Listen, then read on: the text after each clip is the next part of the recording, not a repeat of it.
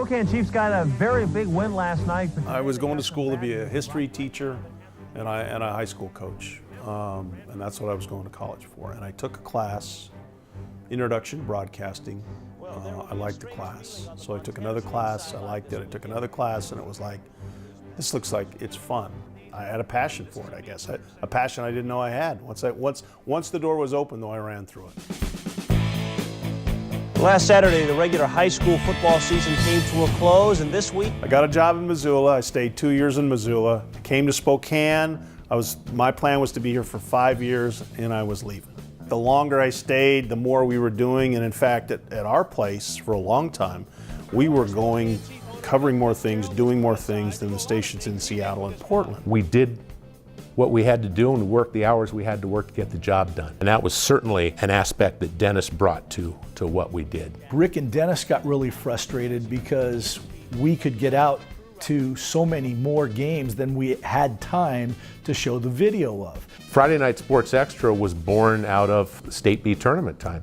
And I think there may have been a little bit of defiance involved in starting this show, which is perfect for Dennis. We got yelled at by a news director who basically said, you didn't tell the news department that the State B tournament was here and how important it was. And he comes back and goes, you better come up with an idea on how you're going to cover this tournament better. We decided, you know what, screw that guy.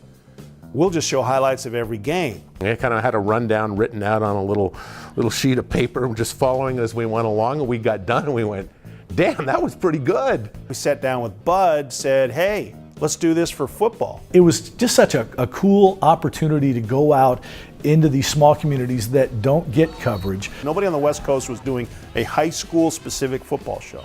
So we did it. We had a blast. It was almost like, I'll show you we can cover more games. And so he just covered all of them because that's Dennis. He just does more than you need to do. Part of the job is to cover the stories that people want to see, and if we've got time to air those stories, then you need to go out and cover them. But I guess that's my dad in me saying, you do the job until it's finished. Hey, if you don't cheer, we're going to make you run. Yeah. How can you describe Dennis? Loud. He's got this big personality. He doesn't have to say a word to be loud. Now, when he does say a word, it's going to be loud, okay? Hey, Austin, go pound sand, huh?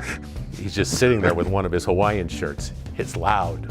He found his niche, and he's filled it so well and done it in a way that is unique that only Dennis Patchin could do. Some days you're going to be cheering me.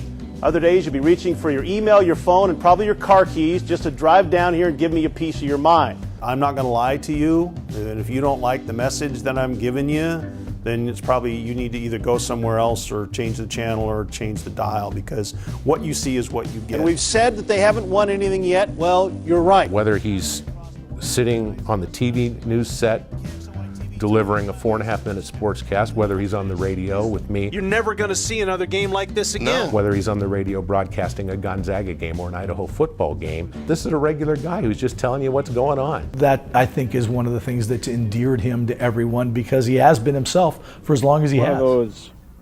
I'm telling you what, Rick. My thought is he's the face of Spokane television sports. Welcome to another Sunday night of Cougar basketball. I mean, there's really not a lot of teams he has not been attached to at some point. I mean, he's immersed himself to the point where he is not observing the fabric, he's in the fabric. The one thing that still bothers me is Dennis did a great job doing play-by-play when Gonzaga basketball made its jump. It kind of makes you take a retrospect look back and you go, yeah, that is what I've done. That is what my legacy is. But I can't get past just being at all the cool things that I got to be at. You don't do an Inland Northwest Sports Hall of Fame and at some point don't have a DP in there. To have the longevity that Dennis has had and to be honored the way he is, it's fantastic, and I'm very happy for him. It's kind of hard for me to look at like the people that are going to go in, like Steve Gleason and Ruben Mays and Pam Parks and Allie Neiman, and go, I'm the Sesame Street song. Which one of these does not belong with the other? To see a guy that knows what this means get told in front of his peers and to have them cheer for him was really cool. To see his face and the humbleness that it brought out in him. He's not an emotional guy as far as showing his emotions. it was hard for him that day to not. Again, thank you.